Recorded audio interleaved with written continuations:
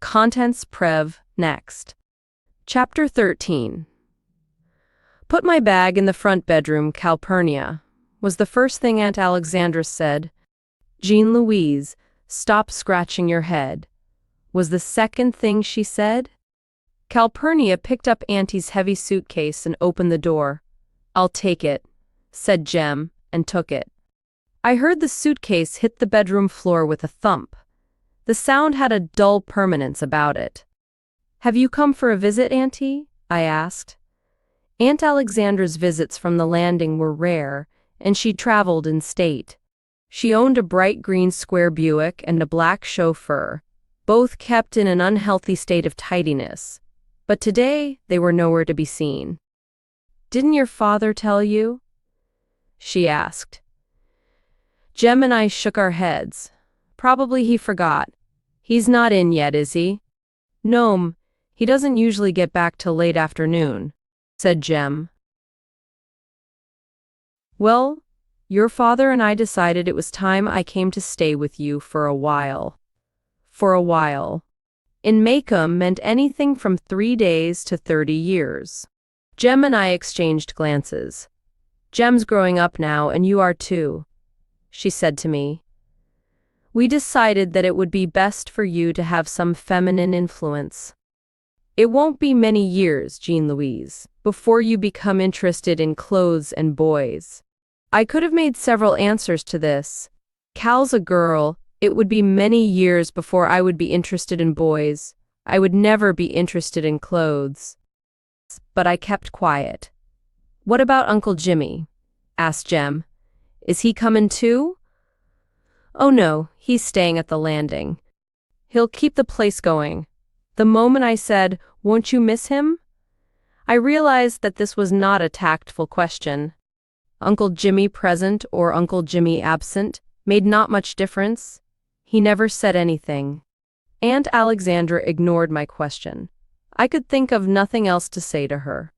In fact, I could never think of anything to say to her, and I sat thinking of past painful conversations between us. How are you, Jean Louise? Fine, thank you, ma'am. How are you? Very well, thank you. What have you been doing with yourself? Nothin'. Don't you do anything? No'm. Certainly you have friends? Yes'm. Well, what do you all do? Nothin'. It was plain that Auntie thought me dull in the extreme, because I once heard her tell Atticus that I was sluggish. There was a story behind all this, but I had no desire to extract it from her then. Today was Sunday, and Aunt Alexandra was positively irritable on the Lord's Day. I guess it was her Sunday corset. She was not fat, but solid, and she chose protective garments that drew up her bosom to giddy heights, pinched in her waist, flared out her rear, and managed to suggest that Aunt Alexandra's was once an hourglass figure. From any angle, it was formidable. The remainder of the afternoon went by in the gentle gloom that descends when relatives appear, but was dispelled when we heard a car turn in the driveway. It was Atticus, home from Montgomery. Jem, forgetting his dignity, ran with me to meet him. Jem seized his briefcase and bag. I jumped into his arms, felt his vague, dry kiss, and said, Did you bring me a book? Do you know Auntie's here? Atticus answered both questions in the affirmative. How'd you like for her to come live with us? I said I would like it very much, which was a lie. But one must lie under certain circumstances and at all times when one can't do anything about them. We felt it was time you children needed. Well, it's like this, Scout, Atticus said. Your aunt's doing me a favor as well as you all. I can't stay here all day with you, and the summer's going to be a hot one. Yes, sir, I said, not understanding a word he said. I had an idea, however, that Aunt Alexandra's appearance on the scene was not so much Atticus's doing as hers. Auntie had a way of declaring what is best for the family, and I suppose her coming to live with us was in that category. Maycomb welcomed her. Miss Maudie Atkinson baked a Lane cake so loaded with shinny it made me tight. Miss Stephanie Crawford had long visits with Aunt Alexandra, consisting mostly of Miss Stephanie shaking her head and saying, Uh, uh, Miss Rachel next door had Auntie over for coffee in the afternoons, and Mr. Nathan Radley went so far as to come up in the front yard and say he was glad to see her. When she settled in with us, and life resumed its daily pace, Aunt Alexandra seemed as if she had always lived with us. Her Missionary Society refreshments added to her reputation as a hostess. She did not permit Calpurnia to make the delicacies required to sustain the society through long reports on Rice Christians. She joined and became secretary of the Maycomb Amanuensis Club. To all parties present and participating in the life of the county, Aunt Alexandra was one of the last of her kind. She had riverboat, boarding school manners. Let any moral come along and she would uphold it. She was born in the objective case. She was an incurable gossip. When Aunt Alexandra went to school, self-doubt could not be found in any textbook, so she knew not its meaning. She was never bored, and given the slightest chance she would exercise her royal prerogative. She would arrange, advise, caution, and warn. She never let a chance escape her to point out the shortcomings of other tribal groups to the greater glory of our own. A habit that amused Jem rather than annoyed him. Auntie better watch how she talks. Scratch most folks in Maycomb and their kin to us. Aunt Alexandra, in underlining the moral of young Sam Merriweather's suicide, said it was caused by a morbid streak in the family. Let a 16-year-old girl giggle in the choir and Auntie would say, "It just goes to show you, all the Penfield women are flighty." Everybody in Maycomb, it seemed, had a streak. A drinking streak, a gambling streak, a mean streak, a funny streak.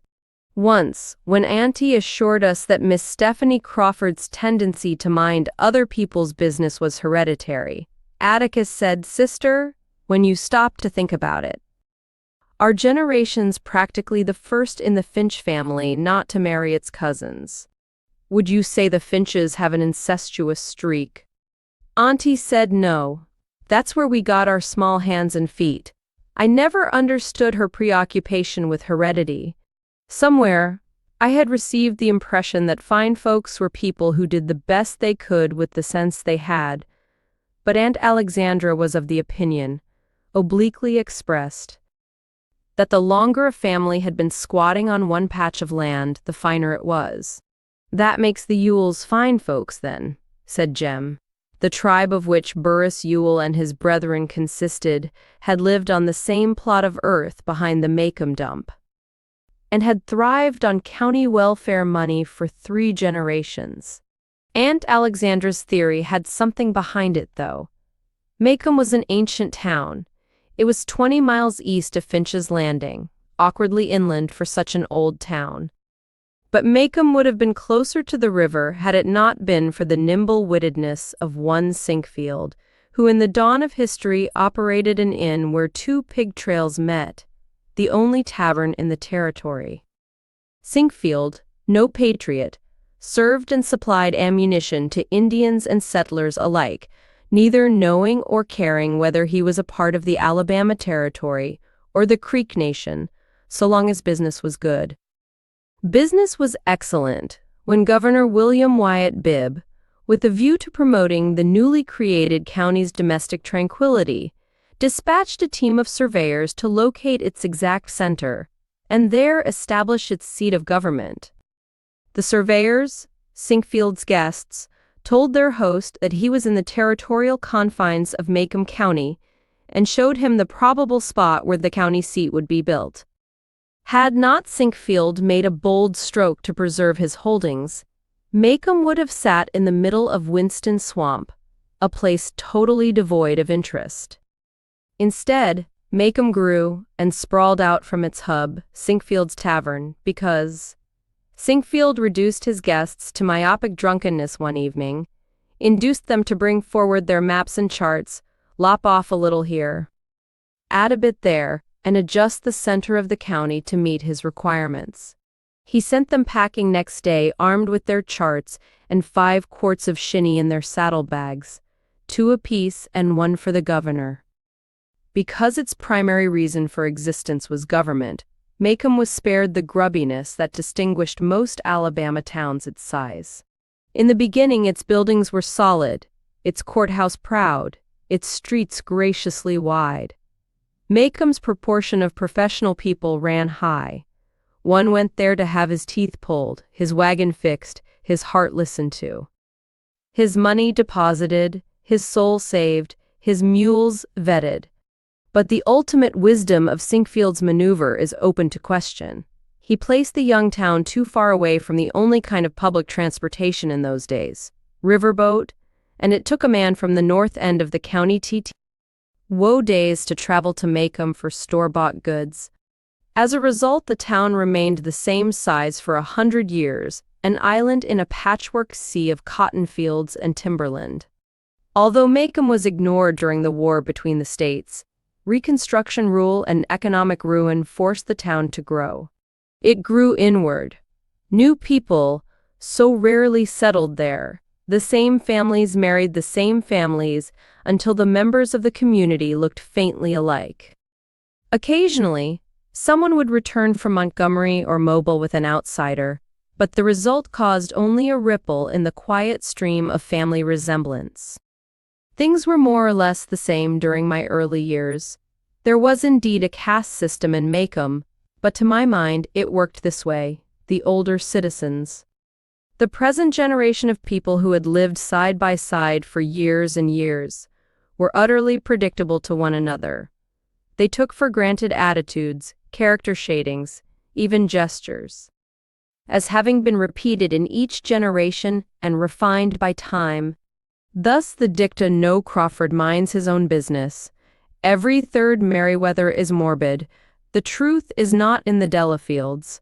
All the Bufords walk like that," were simply guides to daily living. Never take a check from a Delafield without a discreet call to the bank.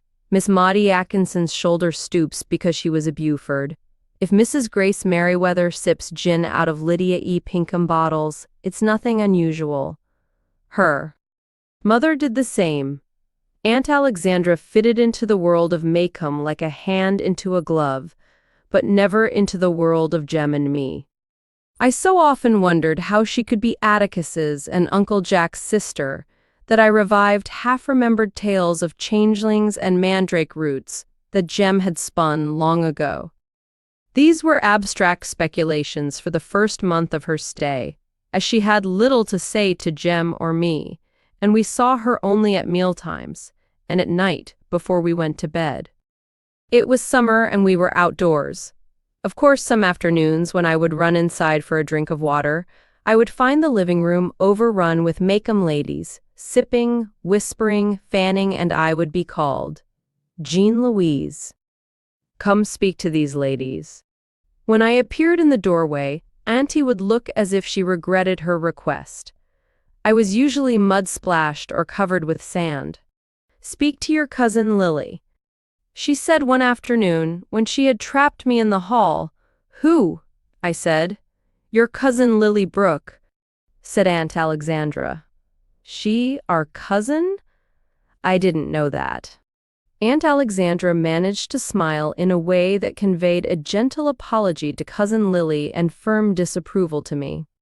When Cousin Lily Brooke left, I knew I was in for it. It was a sad thing that my father had neglected to tell me about the Finch family, or to install any pride into his children. She summoned Jem, who sat warily on the sofa beside me.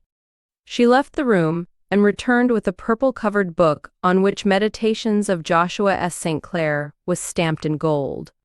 "Your cousin wrote this," said Aunt Alexandra. "He was a beautiful character." Jem examined the small volume. "Is this the cousin Joshua who was locked up for so long?" Aunt Alexandra said, "How did you know that?" "Why, Atticus said he went round the bend at the university, said he tried to shoot the president. Said cousin Joshua said he wasn't anything but a sewer inspector and tried to shoot him with an old flintlock pistol, only it just blew up in his hand. Atticus said it cost the family $500 to get him out of that one. Aunt Alexandra was standing stiff as a stork. "That's all," she said. "We'll see about this." Before bedtime, I was in Jem's room trying to borrow a book when Atticus knocked and entered. He sat on the side of Jem's bed, looked at us soberly, then he grinned. He said. He was beginning to preface some things he said with a throaty noise, and I thought he must at last be getting old, but he looked the same. "I don't exactly know how to say this," he began. "Well, just say it," said Jem. "Have we done something?" Our father was actually fidgeting. "No, I just want to explain to you that. Your Aunt Alexandra asked me, 'Son, you know you're a Finch, don't you?'" "That's what I've been told." Jem looked out of the corners of his eyes. His voice rose uncontrollably. "Atticus, what's the matter?" Atticus crossed his knees and folded his arms. "I'm trying to tell you the facts of life." Jem's disgust deepened. "I know all that stuff," he said. Atticus suddenly grew serious. In his lawyer's voice, without a shade of inflection, he said, "Your aunt has asked me to try and impress upon you and Jean-Louise that you are not from run-of-the-mill people. That you are the product of several generations' gentle breeding." Atticus paused, watching me locate an elusive redbug on my leg. "Gentle breeding," he continued when I had found and scratched it, "and that you should try to live up to your name." Atticus persevered in spite of us. "She asked me to tell you you must try to behave like the little lady and gentleman that you are. She wants to talk to you about the family and what it's meant to Maycomb County through the years, so you'll have some idea of who you are. You might be moved to behave accordingly," he concluded at a gallop. Stunned, Jem and I looked at each other, then at Atticus, whose collar seemed to worry him. We did not speak to him. Presently, I picked up a comb from Jem's dresser and ran its teeth along the edge. "Stop that noise," Atticus said. His curtness stung me. The comb was midway in its journey, and I banged it down. For no reason, I felt myself beginning to cry, but I could not stop. This was not my father. My father never thought these thoughts. My father never spoke so. Aunt Alexandra had put him up to this somehow. Through my tears, I saw Jem standing in a similar pool of isolation, his head cocked to one side. There was nowhere to go, but I turned to go and met Atticus's vest front. I buried my head in it and listened to the small internal noises that went on behind the light blue cloth, his watch ticking.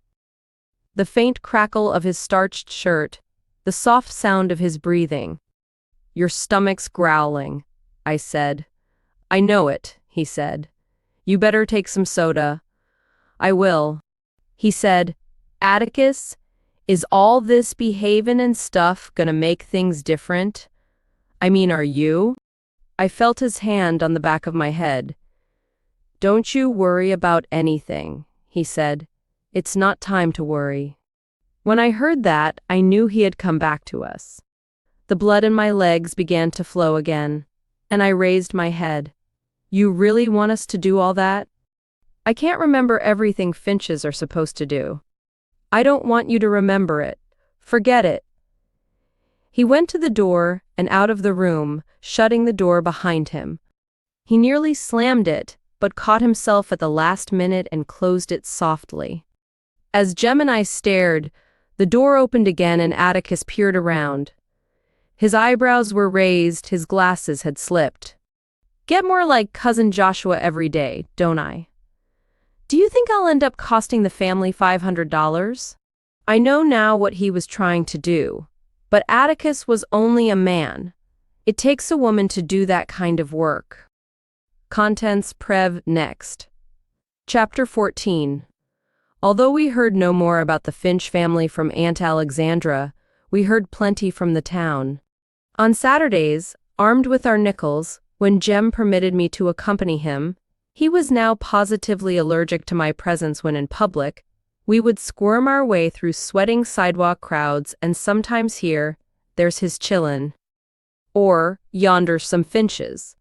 Turning to face our accusers, we would see only a couple of farmers studying the enema bags in the Mako drugstore window, or two dumpy country women in straw hats sitting in a Hoover cart. They can go loose and rape up the countryside for all of 'em who run this county care. Was one obscure observation we met head-on from a skinny gentleman when he passed us. Which reminded me that I had a question to ask Atticus. "What's rape?" I asked him that night. Atticus looked around from behind his paper. He was in his chair by the window. As we grew older, Jem and I thought it generous to allow Atticus 30 minutes to himself after supper. He sighed and said rape was carnal knowledge of a female by force and without consent. Well, if that's all it is, why did Calpurnia dry me up when I asked her what it was? Atticus looked pensive. What's that again? Well, I asked Calpurnia comin' from church that day what it was, and she said ask you, but I forgot to, and now I'm askin' you. His paper was now in his lap. Again, please, he said. I told him in detail about our trip to church with Calpurnia. Atticus seemed to enjoy it.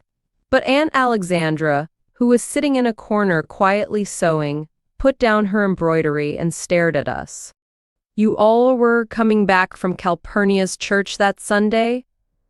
Jem said yes'm, she took us. I remembered something. Yes'm, and she promised me I could come out to her house some afternoon. Atticus. I'll go next Sunday if it's all right, can I? Cal said she'd come get me if you were off in the car. You may not. And Alexander said it. I wheeled around, startled, then turned back to Atticus in time to catch his swift glance at her, but it was too late.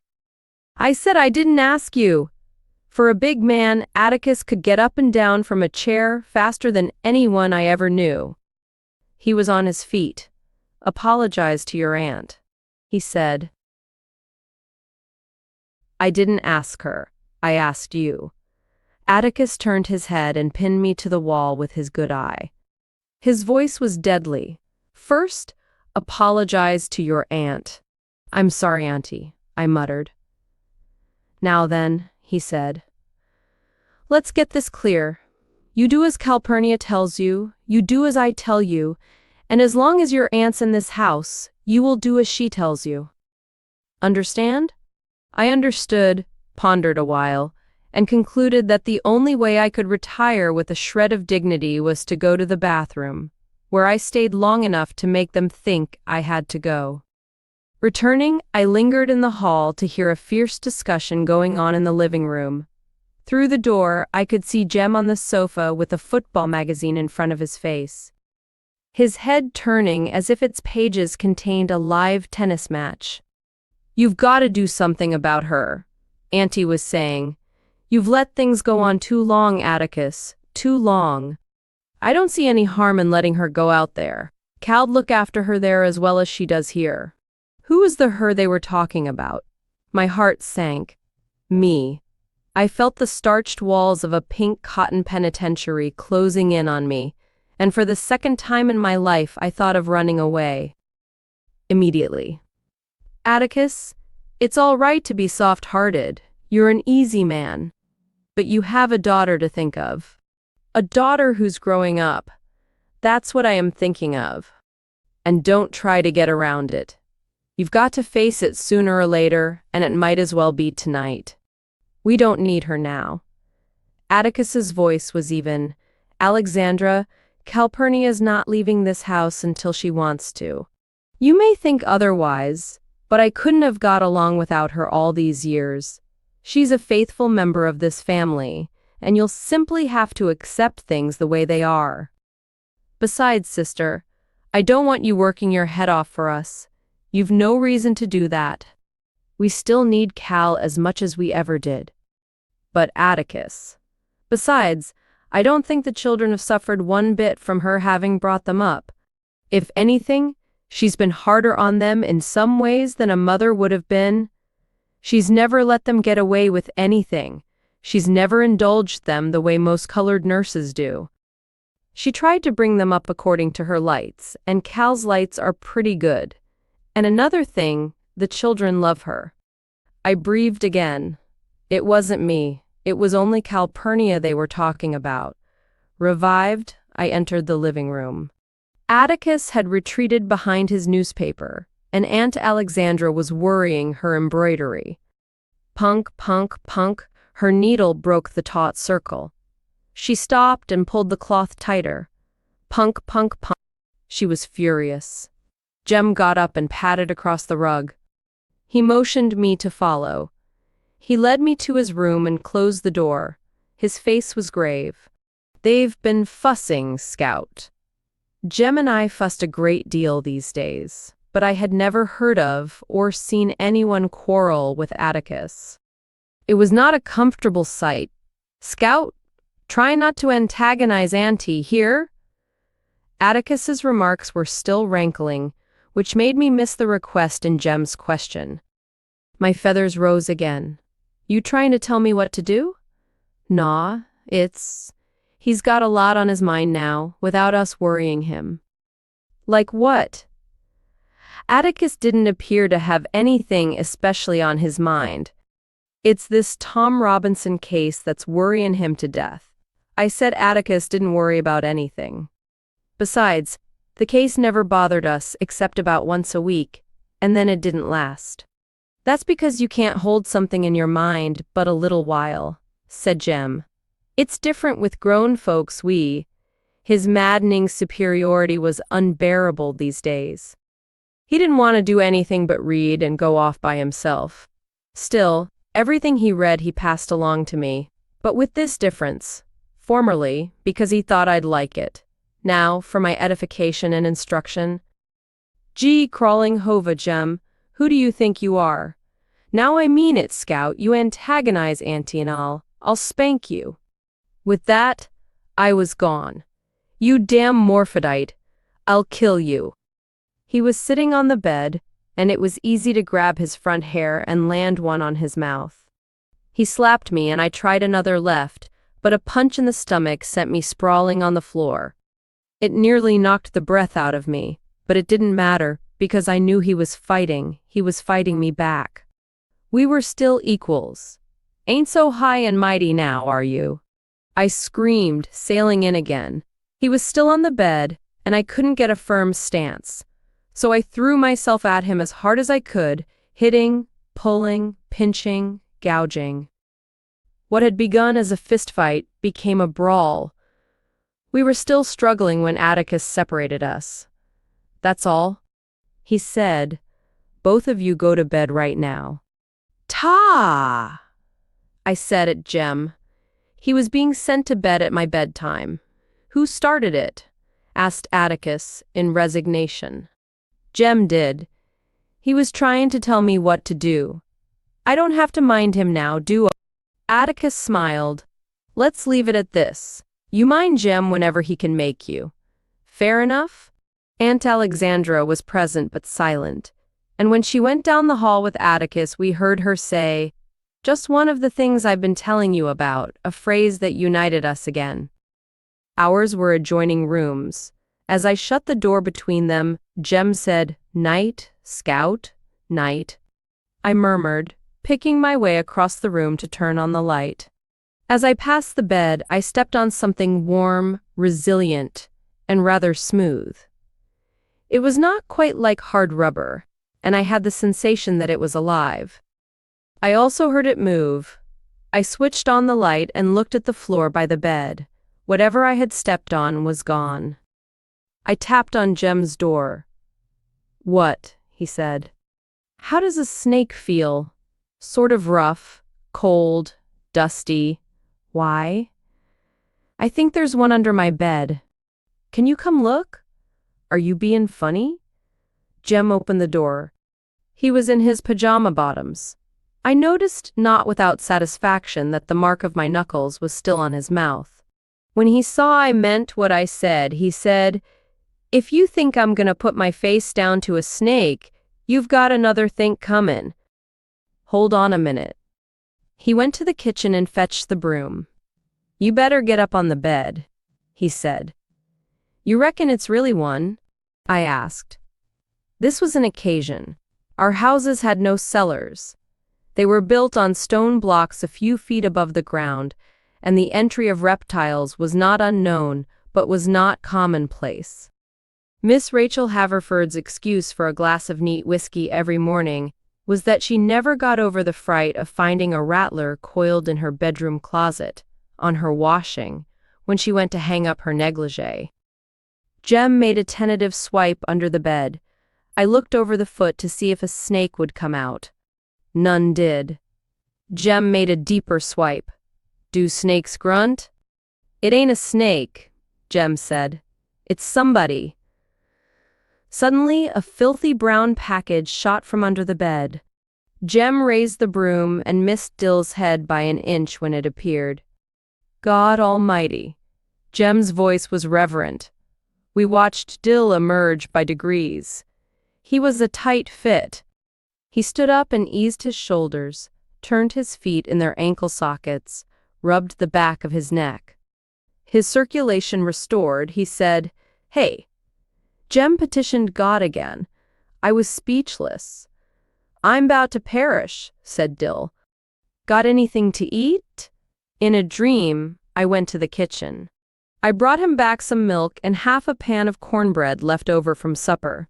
Dill devoured it, chewing with his front teeth, as was his custom. I finally found my voice. "How'd you get here?" By an involved route. Refreshed by food, Dill recited this narrative. Having been bound in chains and left to die in the basement, there were basements in Meridian, by his new father who disliked him, and secretly kept alive on raw field peas by a passing farmer who heard his cries for help. The good man poked a bushel pod by pod through the ventilator. Dill worked himself free by pulling the chains from the wall. Still in wrist manacles, he wandered 2 miles out of Meridian where he discovered a small animal show and was immediately engaged to wash the camel. He traveled with the show all over Mississippi until his infallible sense of direction told him he was in Abbott County, Alabama, just across the river from Macomb. He walked the rest of the way.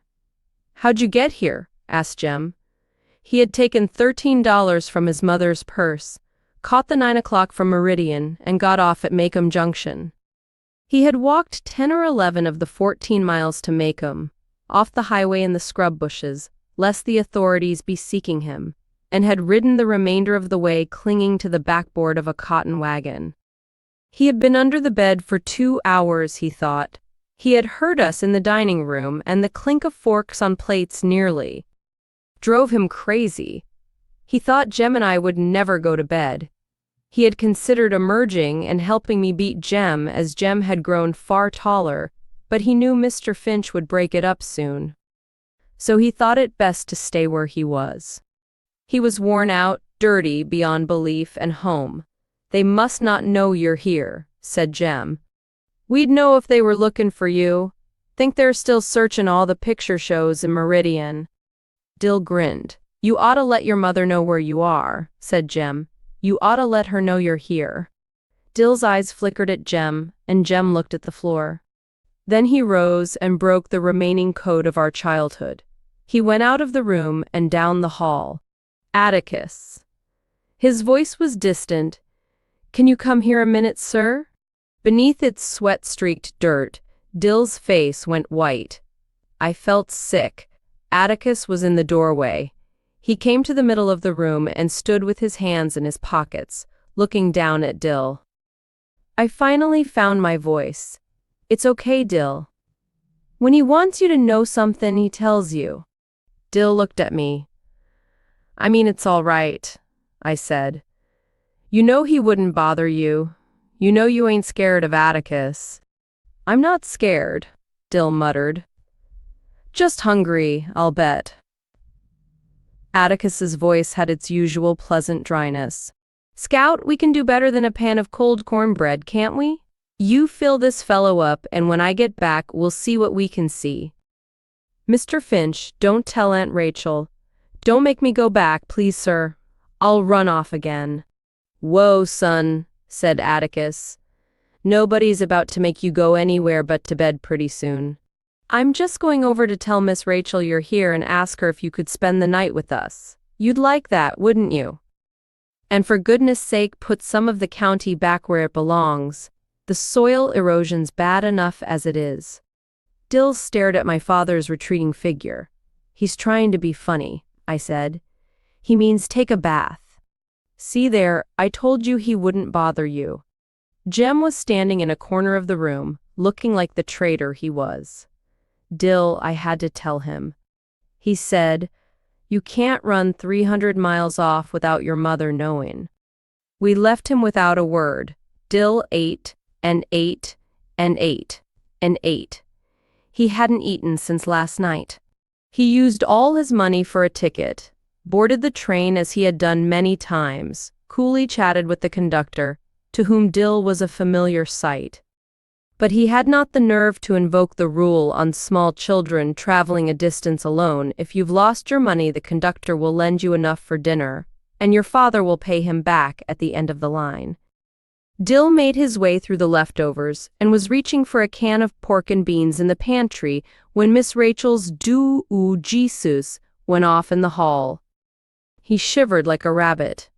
He bore with fortitude her "wait till I get you home, your folks are out of their minds worryin'," was quite calm during "that's all the Harrison you coming out," smiled at her "reckon you can stay one night," and returned the hug at long last bestowed upon him.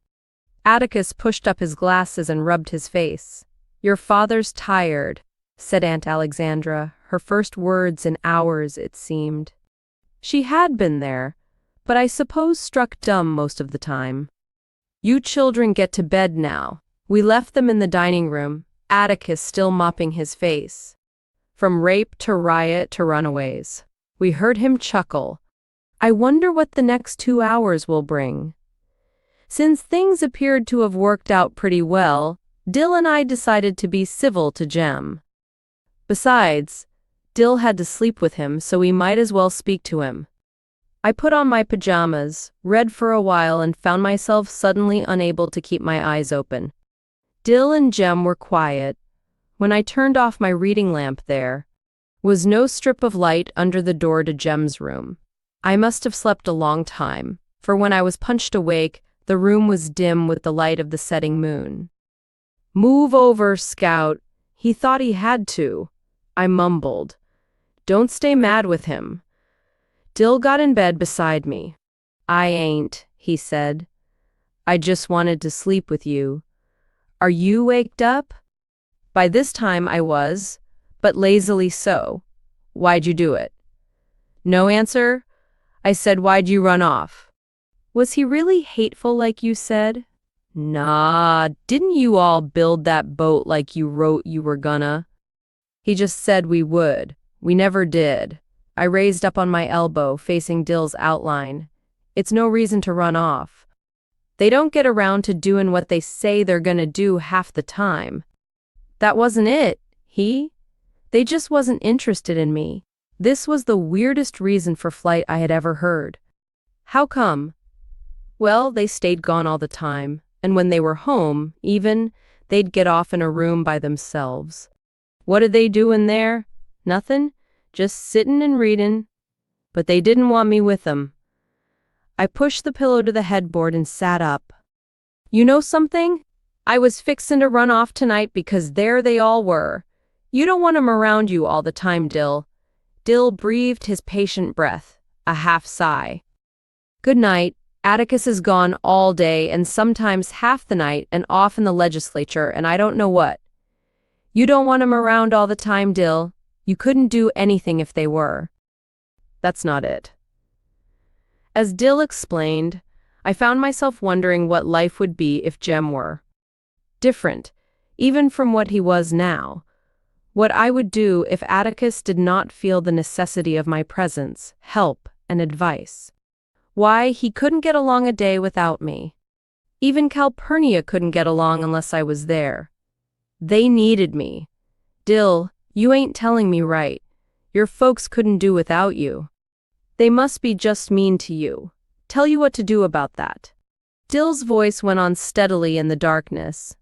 The thing is, what I'm trying to say is, they do get on a lot better without me. I can't help them any. They ain't mean. They buy me everything I want, but it's now. You've got it, go play with it. You've got a room full of things. I got you that book, so go read it.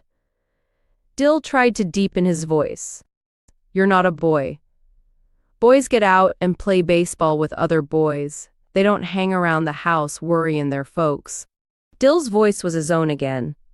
Oh, they ain't mean. They kiss you and hug you goodnight and good morning and goodbye and tell you they love you. Scout, let's get us a baby. Where? There was a man Dill had heard of who had a boat that he rowed across to a foggy island where all these babies were. You could order one. That's a lie. Auntie said God drops them down the chimney. At least that's what I think she said. For once, Auntie's diction had not been too clear. Well, that ain't so. You get babies from each other. But there's this man too. He has all these babies just waiting to wake up. He breathes life into 'em. Dill was off again. Beautiful things floated around in his dreamy head. He could read 2 books to my one, but he preferred the magic of his own inventions.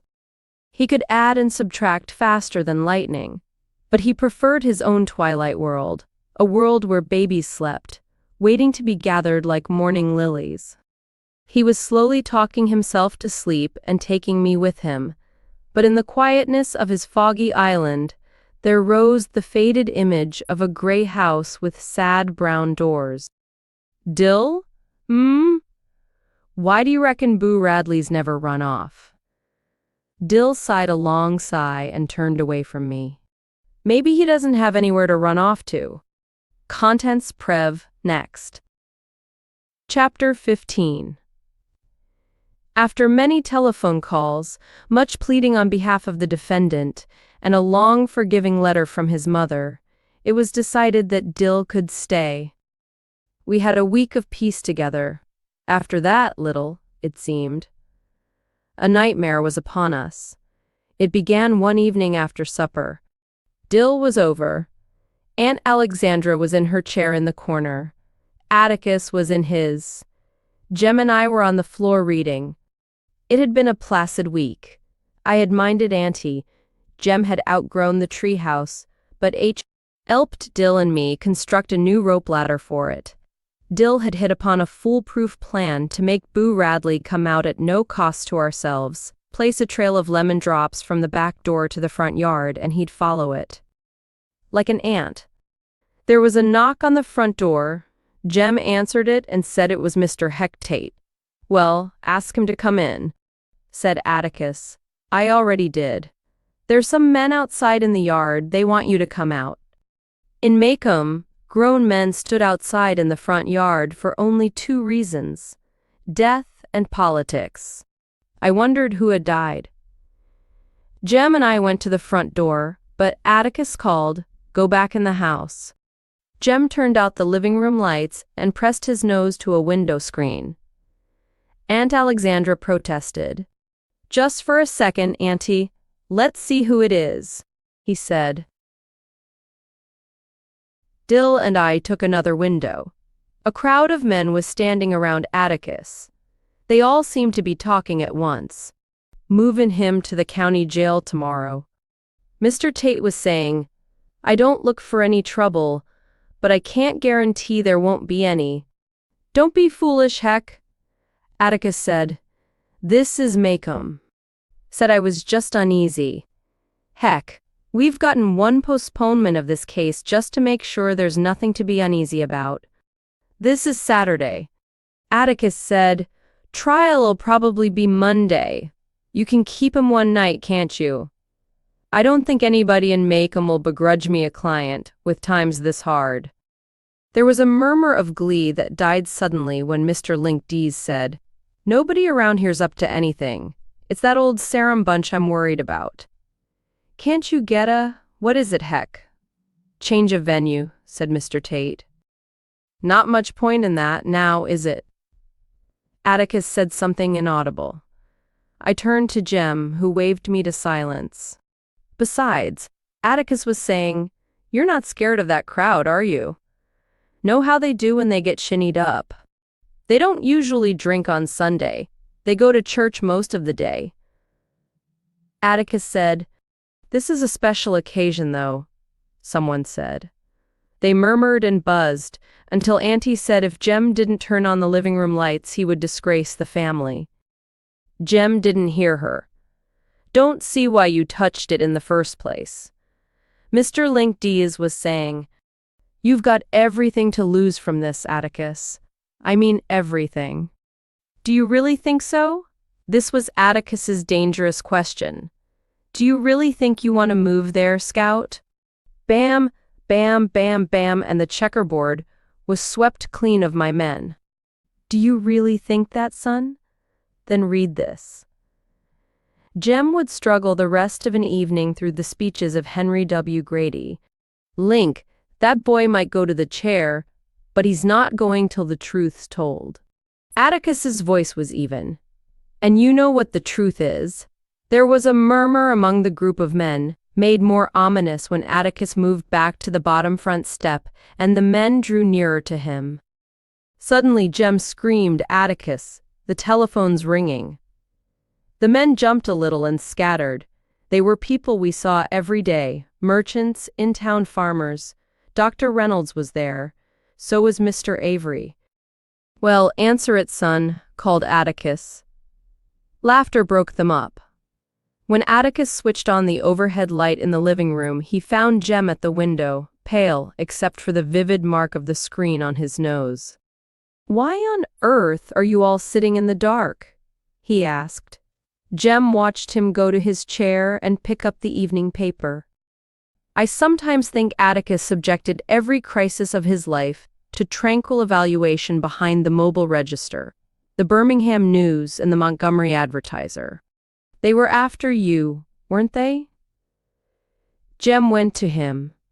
"They wanted to get you, didn't they?" Atticus lowered the paper and gazed at Jem.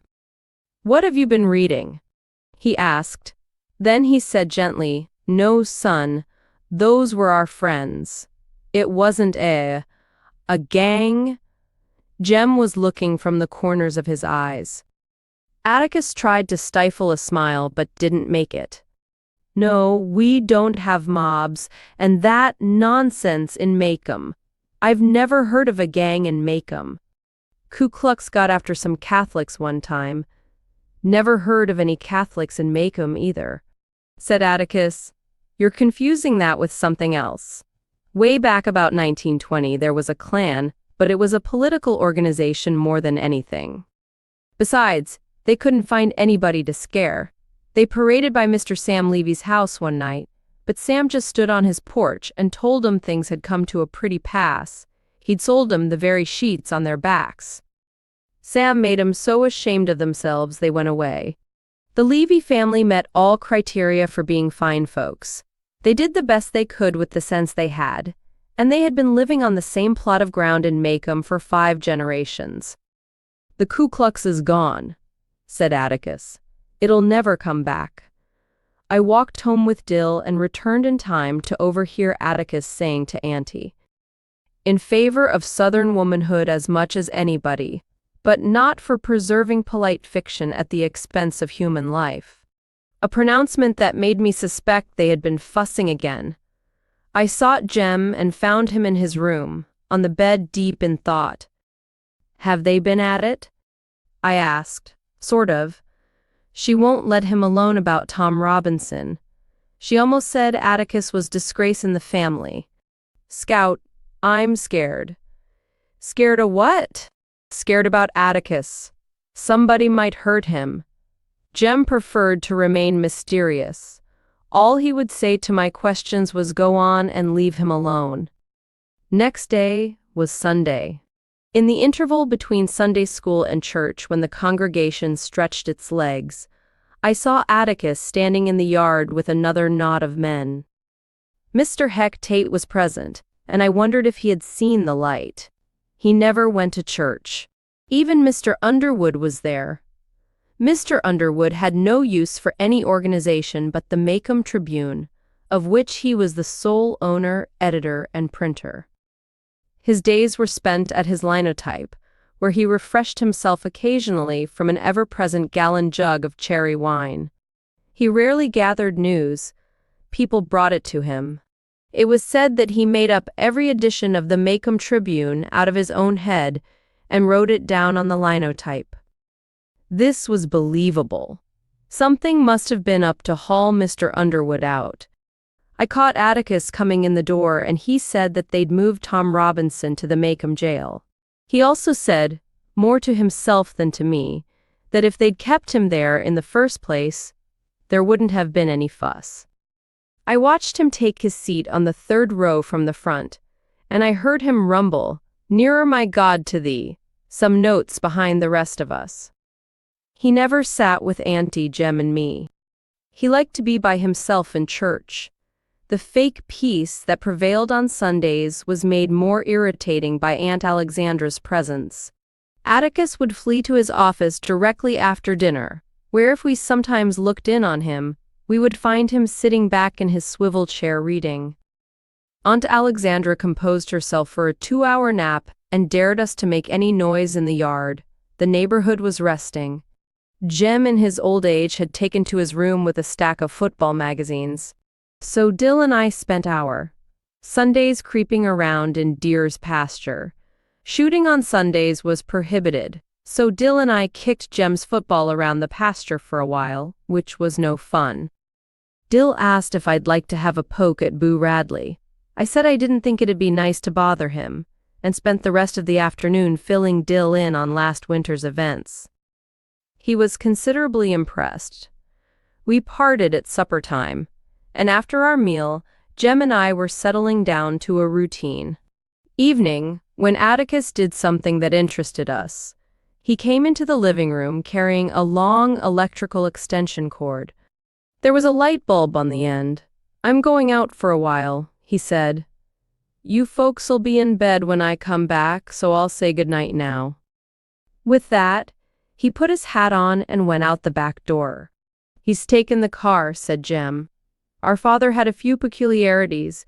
One was, he never ate desserts. Another was that he liked to walk. As far back as I could remember, there was always a Chevrolet in excellent condition in the car house, and Atticus put many miles on it in business trips, but in Macomb, he walked to and from his office 4 times a day, covering about 2 miles. He said his only exercise was walking. In Macomb, if one went for a walk with no definite purpose in mind, it was correct to believe one's mind incapable of definite purpose. Later on, I bade my aunt and brother good night and was well into a book when I heard Jem rattling around in his room. His go-to-bed noises were so familiar to me that I knocked on his door. "Why ain't you going to bed?" "I'm going downtown for a while." He was changing his pants. "Why? It's almost 10 o'clock, Jem." He knew it, but he was going anyway. "Then I'm going with you." "If you say no you're not, I'm going anyway, here." Jem saw that he would have to fight me to keep me home, and I suppose he thought a fight would antagonize Auntie, so he gave in with little grace. I dressed quickly. We waited until Auntie's light went out, and we walked quietly down the back steps. There was no moon tonight. "Dill'll wanna come," I whispered. "So he will," said Jem gloomily. We leaped over the driveway wall, cut through Miss Rachel's side yard and went to Dill's window. Jem whistled Bob White. Dill's face appeared at the screen, disappeared, and 5 minutes later he unhooked the screen and crawled out. An old campaigner, he did not speak until we were on the sidewalk. "What's up?" Jem's got the look-arounds. An affliction Calpurnia said all boys caught at his age. "I've just got this feeling," Jem said, "just this feeling." We went by Mrs. Dubos's house, standing empty and shuttered, her camellias grown up in weeds and Johnson grass. There were 8 more houses to the post office corner. The south side of the square was deserted. Giant monkey puzzle bushes bristled on each corner, and between them an iron hitching rail glistened under the street lights. A light shone in the county toilet, otherwise that side of the courthouse was dark. A larger square of stores surrounded the courthouse square. Dim lights burned from deep within them. Atticus's office was in the courthouse when he began his law practice, but after several years of it, he moved to quieter quarters in the Maycomb Bank building. When we rounded the corner of the square, we saw the car parked in front of the bank. "He's in there," said Jem. But he wasn't. His office was reached by a long hallway. Looking down the hall, we should have seen Atticus Finch, attorney at law, in small sober letters against the light from behind his door. It was dark. Jem peered in the bank door to make sure. He turned the knob. The door was locked. "Let's go up the street. Maybe he's visiting Mr. Underwood." Mr. Underwood not only ran the Maycomb Tribune office, he lived in it. That is, above it. He covered the courthouse and jailhouse news simply by looking out his upstairs window. The office building was on the northwest corner of the square, and to reach it we had to pass the jail. The Maycomb jail was the most venerable and hideous of the county's buildings. Atticus said it was like something cousin Joshua St. Clair might have designed. It was certainly someone's dream. Starkly out of place in a town of square-faced stores and steep-roofed houses, the Maycomb jail was a miniature Gothic joke, 1 cell wide and 2 cells high, complete with tiny battlements and flying buttresses. Its fantasy was heightened by its red brick facade and the thick steel bars at its ecclesiastical windows. It stood on no lonely hill, but was wedged between Tyndall's hardware store and the Maycomb Tribune office. The jail was Maycomb's only conversation piece. Its detractors said it looked like a Victorian privy. Its supporters said it gave the town a good, solid, respectable look. And no stranger would ever suspect that it was full of niggers. As we walked up the sidewalk, we saw a solitary light burning in the distance. "That's funny," said Jem. "Jail doesn't have an outside light. Looks like it's over the door," said Dill. A long extension cord ran between the bars of a second-floor window and down the side of the building. In the light from its bare bulb, Atticus was sitting propped against the front door. He was sitting in one of his office chairs, and he was reading, oblivious of the night bugs dancing over his head. I made to run, but Jem caught me. "Don't go to him," he said. "He might not like it. He's all right, let's go home. I just wanted to see where he was." We were taking a short cut across the square when 4 dusty cars came in from the Meridian Highway, moving slowly in a line. They went around the square, past the bank building, and stopped in front of the jail. Nobody got out. We saw Atticus look up from his newspaper. He closed it, folded it deliberately, dropped it in his lap, and pushed his hat to the back of his head. He seemed to be expecting them. "Come on," whispered Jem. We streaked across the square, across the street, until we were in the shelter of the Jitney Jungle door. Jem peeked up the sidewalk. "We can get closer," he said. We ran to Tyndall's hardware door, near enough, at the same time discreet. In ones and twos, men got out of the cars. Shadows became substance as lights, revealed solid shapes moving toward the jail door. Atticus remained where he was. The men hid him from view. "He in there, Mr. Finch?" A man said, "He is." We heard Atticus answer, "And he's asleep. Don't wake him up." In obedience to my father. There followed what I later realized was a sickeningly comic aspect of an unfunny situation. The men talked in near whispers. "You know what we want?" another man said. "Get aside from the door, Mr. Finch. You can turn around and go home again, Walter." Atticus said pleasantly, "Heck, Tate's around somewhere. The hell he is," said another man. "Heck's bunches so deep in the woods they won't get out till mornin'." "Indeed? Why so?" "Called him off on a snipe hunt," was the succinct answer. "Didn't you think of that, Mr. Finch?" "Thought about it, but didn't believe it." "Well then, My father's voice was still the same. That changes things, doesn't it? It do, another deep voice said. Its owner was a shadow. Do you really think so? This was the second time I heard Atticus ask that question in 2 days, and it meant somebody's man would get jumped. This was too good to miss. I broke away from Jem and ran as fast as I could to Atticus. Jem shrieked and tried to catch me, but I had a lead on him and Dill. I pushed my way through dark, smelly bodies and burst into the circle of light. Atticus? I thought he would have a fine surprise, but his face killed my joy. A flash of plain fear was going out of his eyes, but returned when Dill and Jem wriggled into the light. There was a smell of stale whiskey and pig pen about, and when I glanced around I discovered that these men were strangers. They were not the people I saw last night. Hot embarrassment shot through me. I had leaped triumphantly into a ring of people I had never seen before. Atticus got up from his chair, but he was moving slowly, like an old man. He put the newspaper down very carefully, adjusting its creases with lingering fingers. They were trembling a little. "Go home, Jem," he said. "Take Scout and Dill home." We were accustomed to prompt, if not always cheerful acquiescence to Atticus's instructions, but from the way he stood, Jem was not thinking of budging. "Go home," I said. Jem shook his head. As Atticus's fists went to his hips, so did Jem's, and as they faced each other I could see little resemblance between them. Jem's soft brown hair and eyes.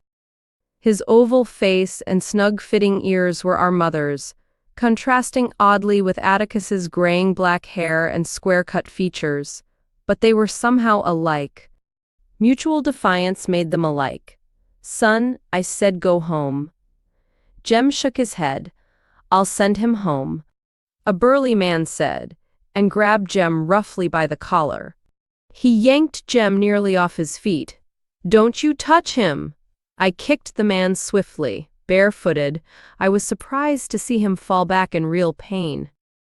I intended to kick his shin, but aimed too high. "That'll do, Scout." Atticus put his hand on my shoulder. "Don't kick folks." "No," he said, as I was pleading justification. "Ain't nobody gonna do Jem that way." I said, "All right, Mr. Finch, get him out of here," someone growled. "You got 15 seconds to get him out of here." In the midst of this strange assembly, Atticus stood trying to make Jem mind him. "I ain't going," was his steady answer to Atticus's threats, requests, and finally, "Please, Jem, take them home." I was getting a bit tired of that, but felt Jem had his own reasons for doing as he did. In view of his prospects once Atticus did get him home. I looked around the crowd. It was a summer's night, but the men were dressed, most of them, in overalls and denim shirts buttoned up to the collars. I thought they must be cold-natured, as their sleeves were unrolled and buttoned at the cuffs. Some wore hats pulled firmly down over their ears. They were sullen-looking, sleepy-eyed men who seemed unused to late hours. I sought once more for a familiar face, and at the center of the semicircle, I found one. "Hey, Mr. Cunningham." The man did not hear me, it seemed. "Hey, Mr. Cunningham, how's your entailment gettin' along?"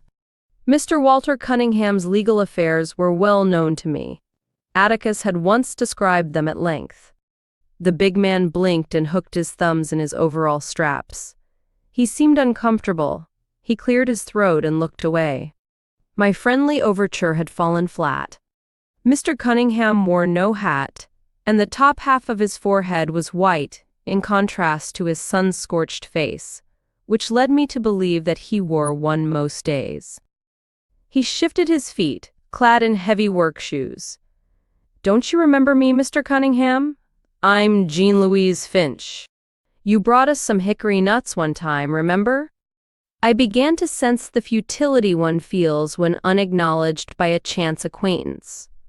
"I go to school with Walter." I began again. He's your boy, ain't he? Ain't he, sir? Mr. Cunningham was moved to a faint nod. He did know me, after all. He's in my grade, I said, and he does right well. He's a good boy, I added. A real nice boy. We brought him home for dinner one time. Maybe he told you about me. I beat him up one time, but he was real nice about it. Tell him hey for me, won't you? Atticus had said it was the polite thing to talk to people about what they were interested in, not about what you were interested in. Mr. Cunningham displayed no interest in his son, so I tackled his entailment once more in a last-ditch effort to make him feel at home. Entailments are bad, I was advising him, when I slowly awoke to the fact that first was addressing the entire aggregation. The men were all looking at me. Some had their mouths half open. Atticus had stopped poking at Jem. They were standing together beside Dill. Their attention amounted to fascination. Atticus's mouth even was half open, an attitude he had once described as uncouth. Our eyes met and he shut it. Well, Atticus, I was just saying to Mr. Cunningham that entailments are bad and all that, but you said not to worry, it takes a long time sometimes, that you all'd ride it out together. I was slowly drying up, wondering what idiocy I had committed. Entailments seemed all right enough for living room talk. I began to feel sweat gathering at the edges of my hair. I could stand anything but a bunch of people looking at me. They were quite still. What's the matter? I asked. Atticus said nothing. I looked around and up at Mr. Cunningham, whose face was equally impassive. Then he did a peculiar thing. He squatted down and took me by both shoulders. I'll tell him you said hey, little lady, he said. Then he straightened up and waved a big paw. Let's clear out. He called. Let's get going, boys. As they had come, in ones and twos the men shuffled back to their ramshackle cars. Doors slammed, engines coughed, and they were gone. I turned to Atticus, but Atticus had gone to the jail and was leaning against it with his face to the wall. I went to him and pulled his sleeve. Can we go home now?